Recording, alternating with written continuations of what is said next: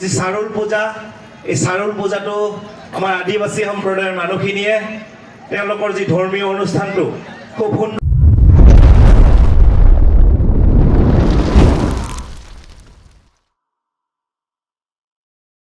সন্মানীয় সভাপতি মহোদয়, ইয়াত উপস্থিত থকা আদিবাসীসকলৰ সন্মানীয় ধৰ্মগুৰু ডাঙৰীয়া, ইয়াত উপস্থিত থকা BTC চৰকাৰৰ সন্মানীয় মন্ত্ৰী দেৰহাছাত বসুমতাৰী ডাঙৰীয়া, BTC চৰকাৰৰ সন্মানীয় MCLA যুবিৰাজ বসুমতাৰী ডাঙৰীয়া, ইয়াত উপস্থিত থকা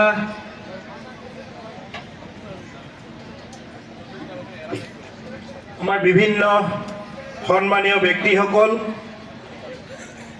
আজি সঁচাকৈয়ে খুব আনন্দ লাগিছে আপোনালোকৰ মাজত এনেকৈ উপস্থিত থাকিব পাই, সঁচাকৈ খুব ভাল লাগিছে। আৰু মই উদযাপন সমিতিৰ সমূহ বিষয়ববীয়াসকলক ধন্যবাদ জ্ঞাপন কৰিছোঁ আজি ইয়াত মোক আমন্ত্ৰণ কৰি আহি দুই এষাৰ ক'ব দিয়াৰ কাৰণে। আচলতে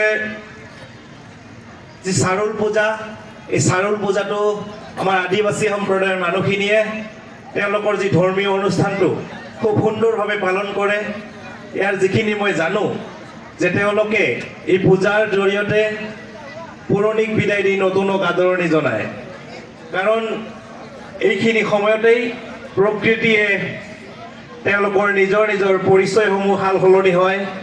গছৰ পুৰণি পাতসমূহ গৈ নতুন পাতে ৰং আনে আৰু সেই নতুন পাতক বা নতুনক আদৰিবলৈ এই চাৰুল পূজাটো কৰে। আৰু আগন্তুক দিনত সকলোৰে মনবোৰ যাতে ৰঙীন হৈ থাকে, সকলোৱে ভালে কুশলে থাকিব পাৰে, তাৰ কাৰণে এই পূজাটো আয়োজন কৰে।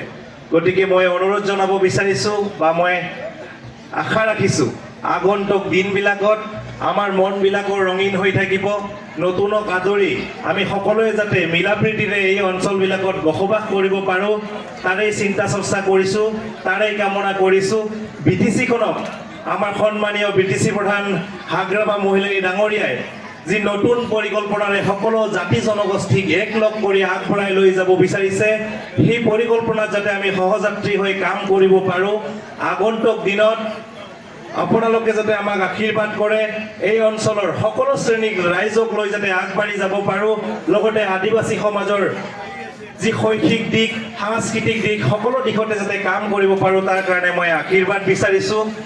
আৰু আগন্তুক দিনত আদিবাসী সমাজৰ লগতে এই অঞ্চলত বসবাস কৰা প্ৰতিটো শ্ৰেণীৰ ৰাইজৰ যাতে উন্নয়নৰ কাৰণে কাম কৰিব পাৰোঁ, তাৰ কাৰণে আপোনালোকৰ ওচৰত আশীৰ্বাদ বিচাৰি আজিৰ যি অনুষ্ঠানটো সাফল্যমণ্ডিত হওক তাকেই কামনা কৰি মোৰ চমু বক্তব্য সামৰণি মাৰিছোঁ। ধন্যবাদ।